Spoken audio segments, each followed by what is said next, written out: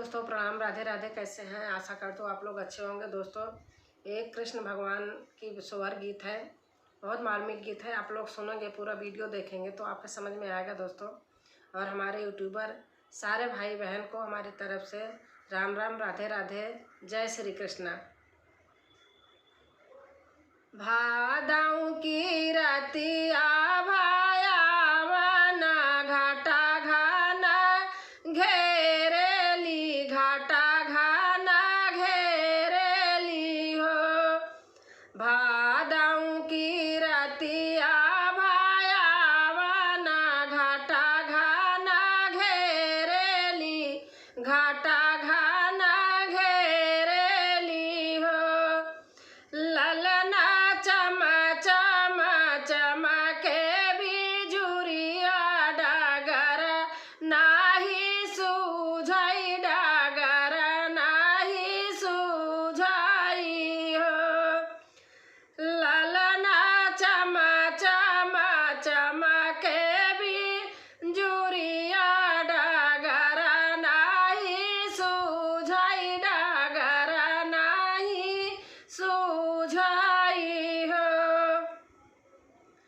आधी की रतिया जा भाई लेता मोहना जानम लिए, कृष्ण जी जानम लिहले हो। आधी की रतिया जा भाई लेता कृष्ण जी जानम लिए, कृष्ण जी जानम लिहले हो। ललना खुली गईले जेल के फाटक, पहरेदारा सोई गईले हो। ललना खुली गईले जेल के फाटक, वाता पहरेदारा सोई गईले, पहरेदारा सोई गईले हो। सूप में से गोड़ लाटा काए की यमुना में डाली दी है, यमुना में डाली दी है हो। सूप में से गोड़ लाटा काए की यमुना में डाली दिहले, यमुना में डाली दिहले हो। ललना यमुना के जल भइले थोरत, वासुदेवा पर भइले, वासुदेवा पर भइले हो।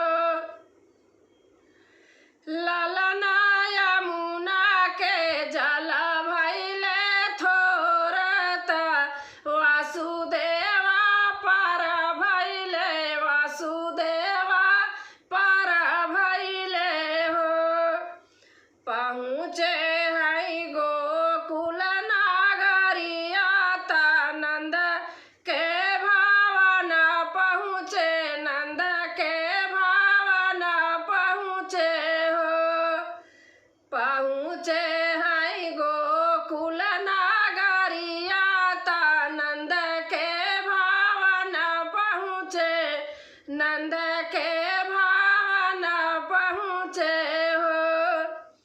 भादों की रतिया भाया वना घन घाटा घाना घेरेली, घाटा घाना घेरेली हो। भादों की रतिया भाया वना घन घाटा घाना घेरेली, घाटा घाना घेरेली हो।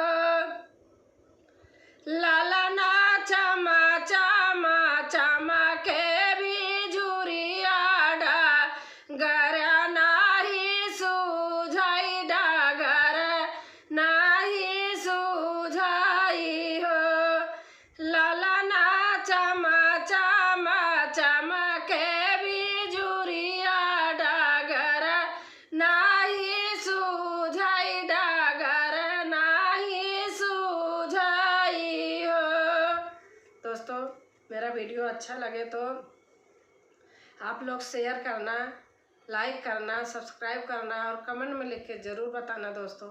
धन्यवाद।